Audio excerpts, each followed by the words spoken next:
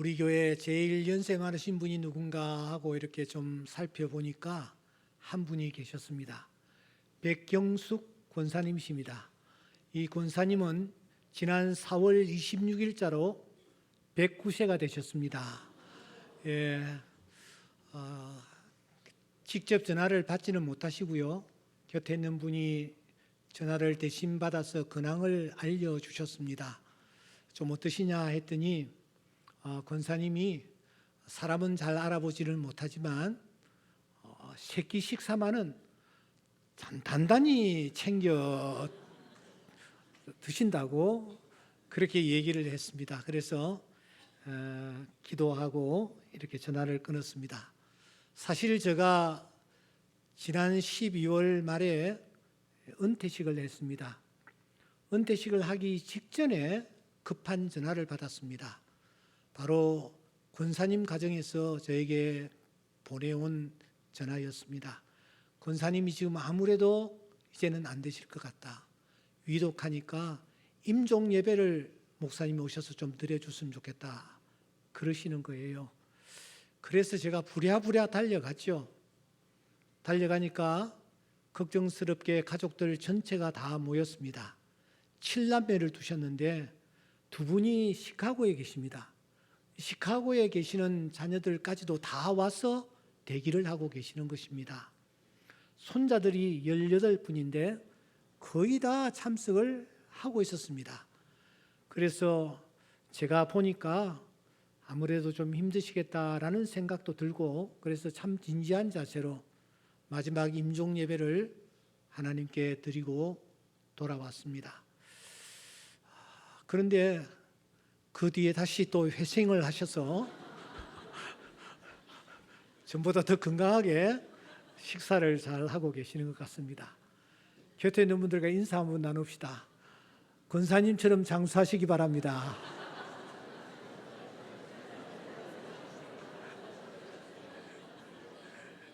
예, 오늘 예배에 참석하신 분들을 축복합니다. 여러분들이 권사님처럼 장수하시고 건강하신 가운데 남은 여생 보내는 큰 은혜가 있을 수 있기를 주의 이름으로 축원합니다. 원래 이 두 분은 평북 신의주가 고향이었습니다. 그런데 해방 직후에 이분들이 이제 서울 쪽으로 내려와서 공교롭게도 저희 교회가 막 개척을 시작한 서대문 충정로에 자리를 드셨습니다.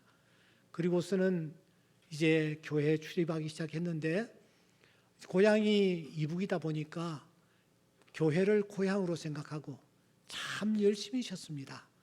새벽 기도를 빠지는 법이 없었고 교회 섬길 부분들 이런 부분들은 앞장서서 섬기신 참 귀한 분들이셨습니다. 그러던 중에 교회를 일산으로 옮긴다라는 청천벽력 같은 그런 소문을 듣게 되었습니다. 잠시 장로님과 권사님은 큰 걱정을 하셨습니다. 하지만 이내 마음을 고쳐 잡으셨습니다. 하나님께서 이 교회를 사랑하셔서 이렇게 교회를 옮기게 하셨구나. 교회를 옮기면은 우리도 집을 옮겨야지. 그렇게 생각을 하고 계시는 것이었습니다. 이 사실을 알고 제가 얼마나 마음으로 감사했는지 모릅니다. 사실 교회가 좋다고 50년 동안 한 번도 집을 옮기신 적이 없는데 가족들이 그렇게 집을 옮기자가 해도 고집을 피우셨는데 교회 때문에 그런데 그 집을 포기하고 일산으로 옮기시겠다라는 것입니다. 장로님이 저에게 말씀하셨습니다. 목사님 언제 옮깁니까? 내 2000년 추수감사절을 마지막 예배로 드리고 옮길 계획입니다. 예, 그러면은 저희들도 연말까지 이 아파트를 마련해서 집을 옮기도록 하겠습니다. 약속하신 대로 장로님과 권사님이 교회 바로 인근에 아파트를 마련하셔서 이제 그곳에서 기거하시면서 교회를 이렇게 출입하시면서 만날 때마다 두툼한 손을 내미시면서 장로님이 항상 저를 격려하셨습니다. 목사님 정말 결정 잘하셨습니다. 서대문에 있어서는 소망이 없습니다. 이렇게 많은 성도들이 출석하고 있고 특별히 젊은이들이 교회에 가득 차는 것을 보면서 얼마나 마음이 기쁜지 모릅니다. 목사님 정말 잘하셨습니다. 이렇게 저에게 격려를 아끼지 않고 냈습니다. 이 장로님, 권사님 네 분뿐만 아니라 참 교회를 충성스럽게 섬긴 귀한 분들이 많이 계십니다. 오늘 이 앞좌석에도 이렇게 앉아 계시는데 충성하시다가 이제 하나님 품에 안기신 분이 있습니다. 이스라엘 예루살렘에 가면은 야드바셈이라는 홀로코스트 추모관이 있습니다. 가보신 분들은 알겠습니다만은 유태인들이 한 600만 명 정도 학살을 당했는데 이들을 기념하는 기념관입니다. 그 600만 명 중에서 나치들은 유태인의 미래를 싹둑 잘라버린다라는 뜻으로 아이들 150만을 처단을 했다는 겁니다. 그래서 그 홀로코스트에 가면은 아이들을 위한 특별 기념관이 마련되어 있습니다. 입구의 문을 열고 들어서는 순간 캄캄한 밤하늘이 펼쳐집니다. 별들이 반짝반짝입니다. 그리고 허공에서 희생된 아이들의 이름이 쉼없이 불려집니다. 한 사람 또 한 사람 불려지는 것입니다. 저도 이 시간 이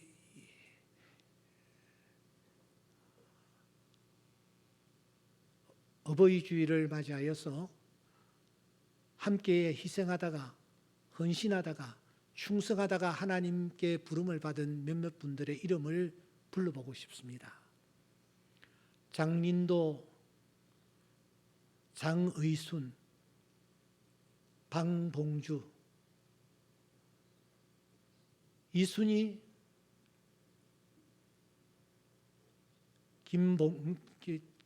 김봉덕, 우옥출,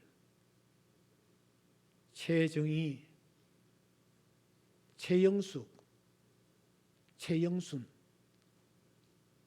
일단 한 10분 정도만 제가 생각을 떠올렸습니다. 이분들 참 교회를 위해서 충성하셨습니다. 당시 교회에서는 나무로 점심을 만들었습니다. 땔감이 나무였습니다. 그래서 교회 관리 집사님이 주중에 해야 할 중요한 일 중에 하나가 나무를 어디서 구해오는 것입니다. 나무를 구해오면은 그 나무를 가지고 이제 밥을 지어서 교인들이 함께 식사를 나누고 냈습니다. 그래서 사찰 집사님은 항상 나무를 구해오는 그런 일을 주 업무로 생각했습니다. 여러분, 나무로 밥을 짓는 부엌에 들어가고 싶은 분이 어디에 있겠습니까? 특별히 젊은 분들은 곱게 단장을 하고 교회 예배에 참석했는데 그래서 들어가는 것을 꺼려했습니다. 그때 저 권사님들이 앞장서서 부엌에서 음식을 만들어냈는데 특별히 이북에서 내려온 분들이 대부분이어서 그런지 이들이 그 냉면 같은 것 이런 것들을 아주 맛있게 잘 만들었던 기억이 지금도 새롭습니다. 그래서 저는 이렇게 말없이 충성한 분들을 떠올릴 때마다 바울 사도가 로마 교회에 편지하면서 마지막 16장에서 이런 표현을 썼습니다. 주 안에서 택하심을 입은 루포와 그의 어머니에게 문안하라. 그의 어머니는 곧 내 어머니니라. 그들이 바로 나의 어머니라고 이 바울 사도가 고백합니다. 저도 교회를 섬기면서 최선을 다한 이 권사님들 바로 저의 어머니라고 생각합니다. 이런 주일이면은 전에는 70세 이상 되시는 분들을 이 앞좌석에 이렇게 모셨습니다. 한 분 한 분 바라볼 때마다 얼마나 귀한 분들인지 참 어려운 시대를 헤치면서도 하나님의 몸된 교회를 충성스럽게 섬겨오신 귀한 분들이기 때문입니다. 그런데 성경에서 이 노인을 팔을 벌리는 사람이라 그렇게 표현을 하고 있습니다. 놓는 사람이라는 말입니다. 늙어서는 내 팔을 벌리리니 원하지 아니하는 곳으로 데려가리라. 이것만은 내가 끝까지 놓지 않고 내가 꽉 붙잡아야지 생각하고 있었는데 어느 순간 다 하나씩 놓아버리는 것입니다. 젊음도, 미모도, 취미생활도, 또한 건강도, 배우자도, 직장도, 의자도, 재물도, 친구도, 즐기던 것도, 가족도 다 놓아버립니다. 마지막에는 자기가 그렇게 소중하게 생각하던 자기 생명까지도 내놓습니다. 아니, 그냥 빠져나가 버린다고 말하는 것이 더 정확할 것 같습니다. 한순간에 다 빠져나가는 것입니다. 알렉산더 대왕이 있었습니다. 그가 어느 날 임종을 앞두고 측근들에게 이런 유언을 남깁니다. 내가 죽거든 관 밖으로 손을 내놓아 보이도록 해라. 이 괴상한 유언 앞에 신하들이 어리둥절합니다. 그때 알렉산더 대왕은 그 이유를 이렇게 밝힙니다. 천하를 내가 손에 쥐었다.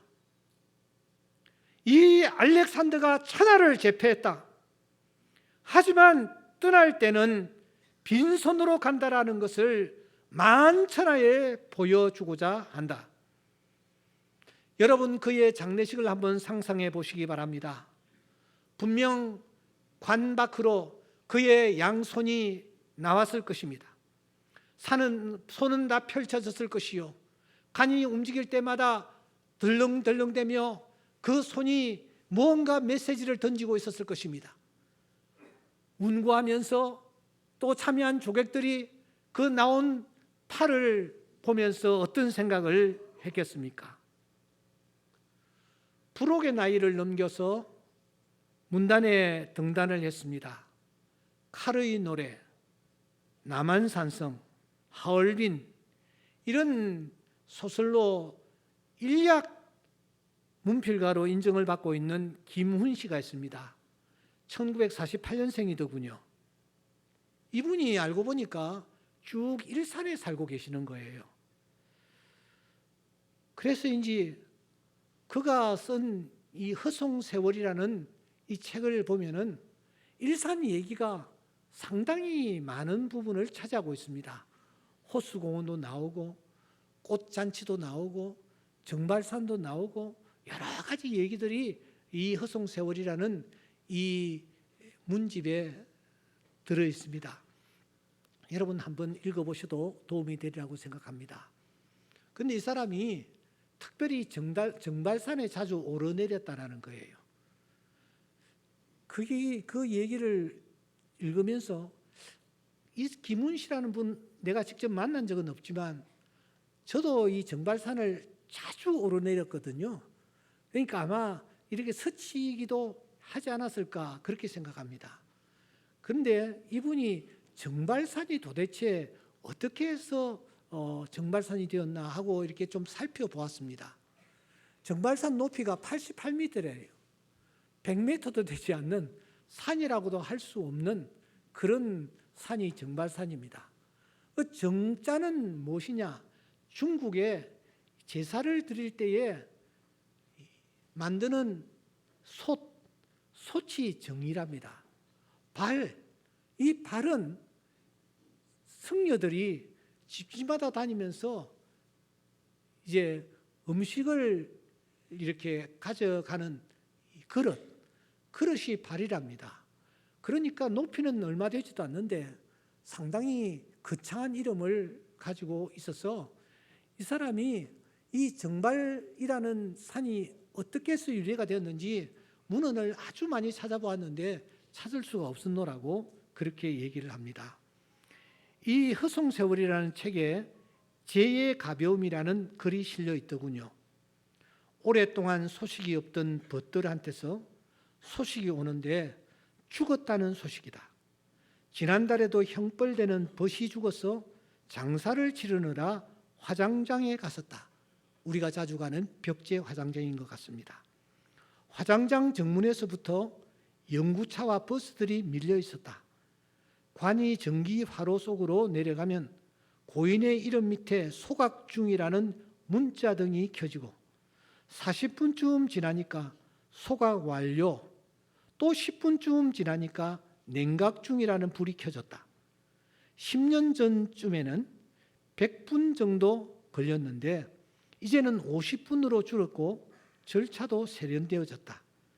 잠시 후 흰 뼈가루가 유족들에게 전달되는데 성인 한 사람분이 한 대 반 정도의 양이었다. 유족들은 미리 준비한 항아리에 뼈가루를 담아서 목에 걸고 돌아갔다. 요즘은 원통하게 비명 횡사한 경우가 아니면 유족들도 별로 울지 않는다. 특히 청소년들은 대기실에서 아이스크림도 먹고 스마트폰으로 게임을 하곤 한다. 화장정에 다녀온 날 이후로 저녁마다 내 삶의 무거움과 죽음의 가벼움을 생각했다. 그래서 시편 기자는 이렇게 탄식을 하나 봅니다. 나의 때가 얼마나 짧은지 기억하소서. 주께서 모든 사람을 어찌 그리 허무하게 창조하셨느니요. 시편 기자는 인생이 참 허무하게 창조되었다, 이렇게 빨리 지나가는구나 탄식하면서 이런 글을 적었습니다. 전도사는 이렇게 덧붙입니다. 헛되고 헛되며 헛되고 헛되니 모든 것이 헛되도다. 5번이나 헛됨을 반복하고 있는 것입니다. 이렇게 내가 소중하게 생각하면서 내가 취하려고, 내가 가지려고 용케 노력하고 그래서 움켜쥐었던 모든 것을 어느 순간 다 놓아버리고는 한 대 반, 그게 내가 이 세상에 남겨놓는 전부라고 생각하니 헛되다고 하지 않을 수가 없는 것입니다. 그래서 인생 무상을 느끼나 봅니다. 그런데 이런 우리를 향하여 성경은 무엇이라고 말하고 있습니까? 우리의 소망이나 기쁨이나 자랑의 면류관이 무엇이냐? 그리스도 예수 안에서 너희가 아니냐? 너희는 우리의 영광이요 기쁨이니라, 이렇게 말씀합니다. 우리가 소망이랍니다. 우리가 기쁨이랍니다. 우리가 자랑의 면류관이랍니다. 우리가 하나님 앞에 영광이요 우리가 기쁨이라고 말하고 있습니다. 어떻게 우리가 소망이 될 수 있으며 어떻게 우리가 기쁨이 될 수 있습니까? 바울 사도는 이렇게 이야기합니다. 우리가 이 보배를 질그릇에 가졌기 때문이라고 말입니다. 여러분, 이 보배가 무엇입니까? 예수 그리스도입니다. 우리는 질그릇에 불과한 존재이지만 예수 그리스도, 영원한 소망이신 예수 그리스도, 그 예수를 비록 질그릇과 같은 존재이지만 우리가 그 질그릇 안에 보배를 가졌기 때문에 우리는 영광이 되며 우리는 소망이 되며 우리는 기쁨이 되는 줄 믿습니다. 사랑하는 여러분, 우리는 주님을 우리 안에 모신 자들입니다. 금보다 귀한 주님이십니다. 그래서 우리는 이렇게 노래하는 것입니다. 금보다 귀한 나의 주님, 내게 만족 주신 주, 당신만이 나의 기쁨 또한 나의 참 보배. 할렐루야. 우리는 세상으로 바라볼 때에 우리는 참으로 보잘것없는 존재요 소망이 없는 존재이지만 우리는 예수 그리스도라는 놀라운 보배를 우리 안에 간직했으니 우리는 영광이 되는 줄 믿습니다. 소망이 되는 줄 믿습니다. 기쁨이 되는 줄 믿습니다. 그 보배이신 아들 예수께서 우리에게 말씀하십니다. 수고하고 무거운 짐진 자들아 다 내게로 오라. 내가 너희를 쉬게 하리라. 나는 마음이 온유하고 겸손하니 나의 멍에를 메고 내게 배우라. 그리하면 너희 마음이 쉼을 얻을 것이라고 말씀합니다. 지난 주일은 어린 주일로 우리가 지켰습니다. 그리고 우리는 담임 목사님을 통해서 어른 예수는 과연 어디에 서 계시는가 하는 부분에 대하여 말씀을 받았습니다. 어른은 어디에 계시는가? 누가 과연 어른인가? 첫째, 낮은 자리에 서 계셨다.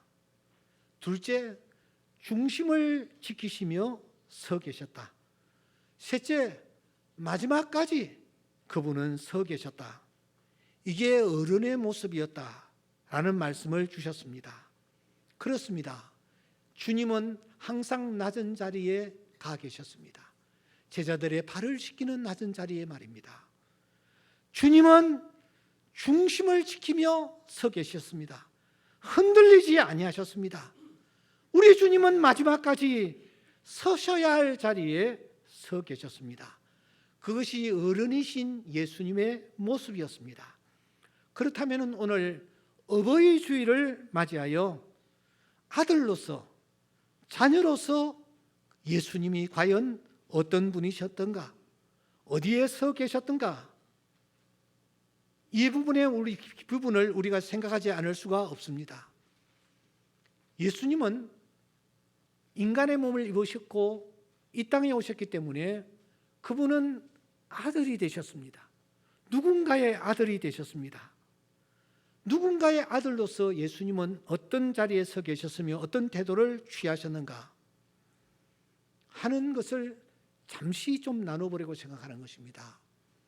여러분, 우리가 자녀로서 부모를 어떤 자세로 취해야 할 것인지에 대해서 성경은 수없이 우리에게 말씀합니다. 그런데 말씀하시는 내용이 너무나 단순하고 담백합니다. 확실합니다.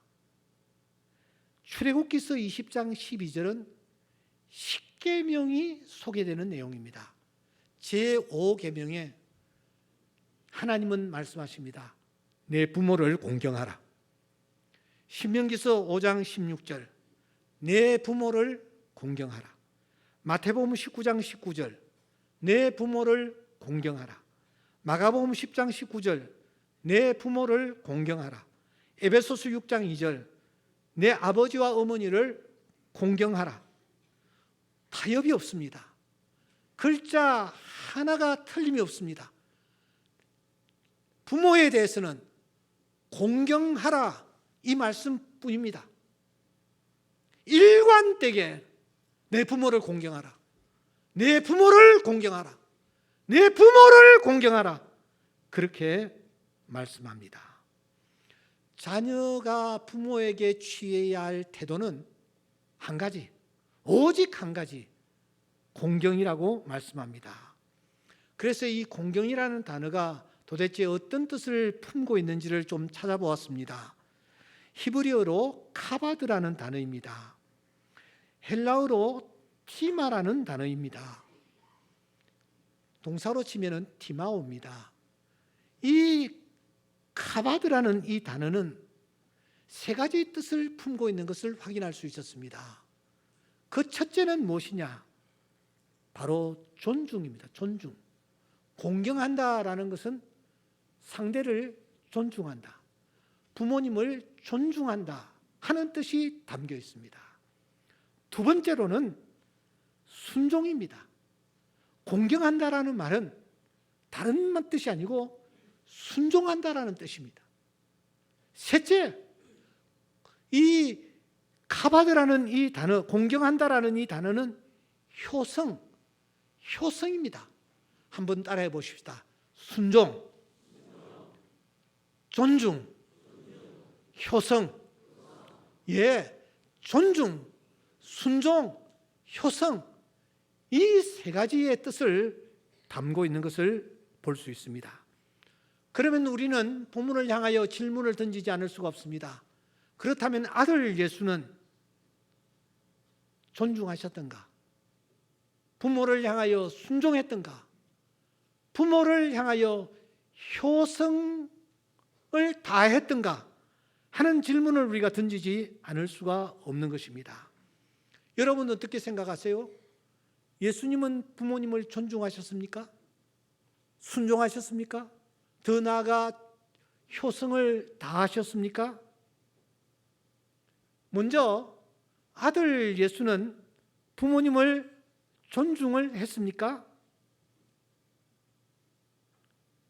내게로 배우라 했는데 주님이 먼저 우리 앞에서 존중하시고 순종하시고 효성을 다하신 그 모습을 우리가 배워야 될 것이기 때문입니다.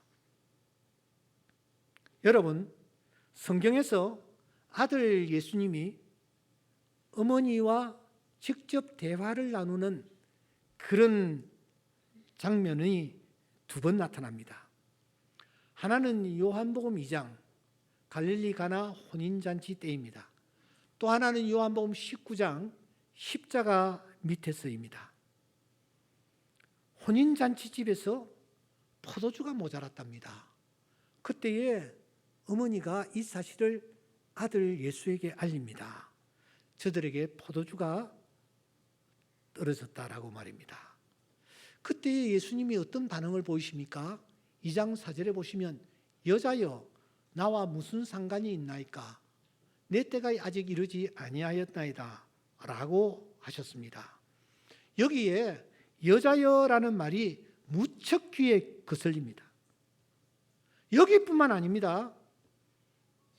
십자가 밑에서 예수님이 어머니를 바라보시면서 무엇이라고 했습니까? 여자여 보소서 아들이니이다 라고 하셨습니다. 자기 어머니를 여자여라고 했습니다. 신경이 거슬립니다. 그래서 제가 좀 문헌을 찾아보고 이곳저곳을 좀 살펴보니 여자여라는 이 표현이 퀴이네라는 호칭인데 이 호칭은 당시 아주 높은 사람에게, 높은 분에게 그를 부를 때에 쓴 그런 호칭이었음을 알 수가 있었습니다. 여러분 누가복음 2장 1절에 보시면 가이사 아구스토가 나타납니다. 오거스트라고도 부릅니다. 이 가이사 아구스토가 클레오파트라를 부를 때에 퀴이네했습니다. 황제 유리시즈가 자기 부인을 부를 때에 이 호칭을 사용합니다. 퀴이나라고 했습니다. 그러니까 예수님이 어머니를 향하여 여자여라고 부른 것은 자기 어머니를 최고로 높이는 그런 표현, 존중하는 표현임을 알 수가 있습니다. 땅 위에 있는 그 누구보다도, 황후보다도 나의 어머니를 나는 더 존중한다 하는 뜻으로 귀인애라는 단어를 썼다라는 것입니다. 여러분 상대에 대한 존중은 그 무엇보다도 먼저 말에서 묻어나옵니다. 말투에서 확인할 수가 있습니다. 그가 어떻게 말하느냐에 따라, 어떤 어휘를 사용하느냐에 따라 여러분 그 사람을 어떻게 대하는지 생각하는지를 우리는 확인할 수가 있습니다. 그런데 아들 예수는 어머니를 중심 어린 마음으로 존중하는 것입니다. 그 아들 예수께서 오늘 우리에게 말씀하십니다. 나의 멍에를 메고 내게로 와서 내게 배우라. 그래서 우리는 스스로에게 물어봐야 합니다.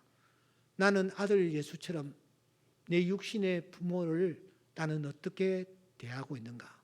정말 존중하고 있는가? 말 한마디를 던질 때에도 존중을 담아서 내가 내 부모님에게 얘기를 하는가?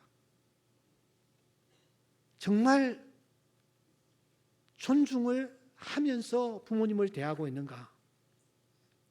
두 번째, 이 공경이라는 단어 속에는 순종이라는 뜻이 포함되어 있다고 말씀을 드렸습니다. 카바드의 또 하나의 뜻이 순종이라는 것입니다. 그러면 그때 아들 예수는 어머니의 말씀에 순종을 했던가? 예수님의 그 소년 시절을 누가복음만 유일하게 우리에게 알려줍니다. 이 누가복음 2장 51절에 보시면 예수께서 함께 내려가사 나사렛에 이르러 순종하여 받드시더라고 말하고 있습니다. 예수님이 어린 시절에 부모님의 말씀에 순종하셨습니다. 아시는 대로 요셉은 좀 일찍 세상을 떠난 것 같습니다. 그때부터 예수님은 장남으로서 가장의 역할을 감당했습니다. 나사렛이 살기가 굉장히 힘들었던 것 같아요. 그래서 목수 일을 하시다가 이제 가족들을 데리고 저 북쪽 가브나움으로 이사를 합니다. 그곳에서 30세가 될 때까지 예수님은 가족들을 책임지면서 가정을 이끌어 가신 것이 틀림이 없습니다. 그리고 30세가 되셨을 때에 주님은 이제 공생애를 시작하는 것입니다. 누가복음 3장 23절에 보시면 시작하실 때에 30세쯤 되시니라고 했습니다. 그리고 그 30세가 되실 때에 갈릴리 가나 혼인잔치 문제가 불거졌습니다. 요한복음 2장 1절과 2절과 3절에 보면은 포도주가 떨어진 사건이 일어납니다. 그때 어머니가 이 사실을 알립니다. 그러자 아들 예수가 어떻게 반응을 합니까? 2장 4절에 보시면 나와 무슨 상관이 있습니까? 내 때가 아직 이르지 아니했습니다. 여러분, 이 말을 들으면서 예수님이 어머니의 말씀에 불순종을 하고 있다라는 것을 우리가 느낄 수가 있습니다. 내 때가 이르지 아니하였습니다. 특별히 이 부분을 보시면서 예수님이 어머니 말씀에 순종하지 아니하시려고 했구나 하는 것을 우리가 느낄 수가 있습니다. 하지만 이 호라, 이 때라는 이 단어 매우 중요하게 성경에서는 지급됩니다. 특별히 예수님께서 이 때를 아주 중요하게 생각하시는 것을 볼 수가 있습니다. 마가복음 1장 15절에 보시면 때가 찼고 하나님의 나라가 가까웠다. 요한복음 9장 4절에 보시면 때가 아직 낮이다. 요한복음 12장 23절에 보시면 인자가 영광을 받을 때가 왔다. 요한복음 13장 1절에 보시면 아버지께로 돌아가실 때가 이른 줄 아시고, 예수님은 자의로 행하시지 아니하셨습니다. 하나님이 그에게 허락하신 때, 그 때를 따라서 일하시고 말씀하시고 걸어가시고 행동하신 것입니다. 그 예수님의 입에서 내 때가 아직 이르지 아니하였습니다. 이 말은 내가 지금 나설 때가 아닙니다. 기적을 행할 때가 아닙니다. 이 가정의 어려움을 돌볼 때가 아닙니다. 그런 뜻이 담겨져 있는 것입니다. 일하실 수 없다라는 뜻입니다. 기적을 베푸실 수 없다라는 뜻입니다. 그런데 사랑하는 여러분, 순종할 수 없다라는 그 상황에서 그 다음에 어떤 일이 일어납니까? 예수님이 움직이십니다. 예수님이 일하십니다. 예수님이 말씀하십니다. 물을 채워라, 갖다 주어라. 결과적으로 아들 예수님은 그때 그 상황에서 누구의 말씀에 순종하신 셈이 되는 것입니까? 누구의 말씀에 순종을 했습니까? 내 때가 이르지 아니하였습니다. 그 주님이 움직이시는 것입니다. 그렇습니다. 어머님 말씀에 순종했습니다. 아들 예수의 순종입니다. 어머니의 말씀에 순종하는 아들 예수의 모습을 우리는 발견하는 것입니다. 지금 움직일 때가 아니지만 어머님이 말씀하셨기에 어머니의 요청 앞에 예수님은 순종으로 화답을 하시는 것입니다. 그 순종의 예수님이 지금 자녀된 우리에게 말씀하십니다. 나의 멍에를 메고 내게로 와서 내게 배우라. 뭘 배우라는 것입니까? 부모님을 향한 순종을 배우라는 것입니다. 여러분들은 어떠세요? 부모님의 말씀에 순종하고 있습니까? 내 생각과 내 뜻과 다를지라도 부모님 말씀에 순종을 하고 계십니까? 마지막입니다. 아들 예수는 부모님께 효성을 다했습니까? 카바드는 효성이라는 뜻을 담고 있다고 했습니다. 공경한다라는 것은 말만 가지고 공경하는 것이 아니라 효성을 다하는 것입니다. 요한복음 19장에 보시면 예수님께서 십자가에 못 박혀 돌아가시는 현장이 소개되고 있습니다. 바로 코앞에 누가 와 있습니까? 요한복음 19장 25절에 보시면 십자가 곁에는 어머니가 와 계셨습니다. 평소에 주님을 그렇게 사랑한다고 했던 제자들 다 사라지고 없습니다. 그 상황에서 홀로 외롭게 십자가의 고통을 감내하고 계시는 것입니다. 예수님은 한 6시간 동안 십자가에 매달려 계셨습니다. 그 6시간 중에서 가장 육체적인 고통을 심하게 느낄 때가 언제냐? 전반부 3시간이라는 것입니다. 그때는 말로 표현할 수 없는 십자가의 고통이 그에게 엄습하므로 그 누구를 돌아볼 겨를이 없는 상황입니다. 그런데 돌아볼 겨를이 없는 그 상황에서 예수님 누구를 향하여 무엇이라고 말씀하십니까? 예수님께서 귀인해 하시면서 아들이니이다 그렇게 말하고 있습니다. 여기에 아들은 누구를 뜻할까요? 예수님 자신을 뜻할까요? 아니면 요한을 뜻할까요? 아무리 원문을 살펴봐도 주어가 없습니다. 누구를 가리킬까요? 이렇게 애매할 때는 앞뒤 문맥을 잘 살펴보셔야 합니다. 27절을 보십시오. 제자에게 무엇이라고 말씀합니까? 보라 내 어머니라. 이 어머니가 이제 누구의 어머니라는 말입니까? 그렇습니다. 제자 요한에게 어머니를 부탁하고 있는 것입니다. 요한의 어머니라고 하면서 말입니다. 그렇다면 여기 아들이니다라게 아들은 누구를 뜻하느냐? 예수님 자신을 가리키는 것이 아니고 요한을 가리키고 있는 것입니다. 아들 예수가 십자가의 그 극한 고통, 말할 수 없는 그 고통 앞에서 마지막으로 뭘 하고 계십니까? 그렇습니다. 자기 어머니, 육신의 어머니, 사랑하는 어머니의 신면과 어머니의 노후를 걱정하면서 부탁을 하고 계시는 것입니다. 아들 예수의 깊은 효성이 지금 깊게 묻어나고 있는 것입니다. 그 예수님이 우리에게 말씀합니다. 그 멍에를 메고 내게로 와서 내게 배우라. 효성을 다하신 주님이 내게 배우라고 말씀하십니다. 사랑하는 여러분, 당시에 고르반주의라는 것이 있었습니다. 하나님을 위하여 내가 최선을 다하려고 하다 보니 본의 아니게 부모님께 소홀히 했다. 효를 다하지 못했다. 이게 고르반주의입니다. 하지만 예수님께서는 이 고르반주의를 신랄하게 책망하시면서 깨부수십니다. 그것은 하나님의 말씀을 폐하는 행위라고 하시면서 말입니다. 오히려 하나님은 이런 율법까지 주십니다. 레위기서 19장 3절 정말 중요한 말씀입니다. 너희 각 사람은 부모를 경외하라 그렇게 말합니다. 경외라는 단어를 아십니까? 인간이 하나님을 향하여 취하는 태도를 경외라고 표현합니다.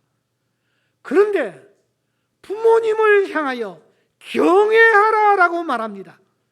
하나님을 향하여 가지는 자세 이상으로 부모님을 향하여 이런 자세를 가지라고 우리에게 말씀하시는 것입니다. 사랑하는 여러분, 우리 예수님은, 아들 예수는 전 생애가 부모 순종으로부터 시작하여 그리고 부모 존중으로부터 시작하여 부모 순종으로 더 나아가 부모 효성으로 그 생애를 마무리하십니다. 그 아들 예수께서 말씀하십니다. 나의 멍에를 베고 내게 배우라. 오늘 우리는 솔직하게 고백합니다. 부모 공경이 사실 쉽지 않습니다. 수고하고 무거운 짐과 같습니다. 정말 무겁습니다. 하지만 이 말씀을 붙잡고 우리가 부모 존중으로 시작하여 부모 순종으로 나아가 마지막 부모 효성으로 우리가 나아갈 때에 주님께서 우리에게 힘 주시고 능력 주실 줄 믿습니다. 저를 보시기 바랍니다. 사랑하는 여러분, 여러분의 부모님들은 지금 어디에 계십니까? 무엇을 어떻게 하시다가 세상을 떠나셨습니까? 지금 어떤 모습으로 부모님이 계십니까? 자녀들에게 어떤 대우를 받고 계십니까?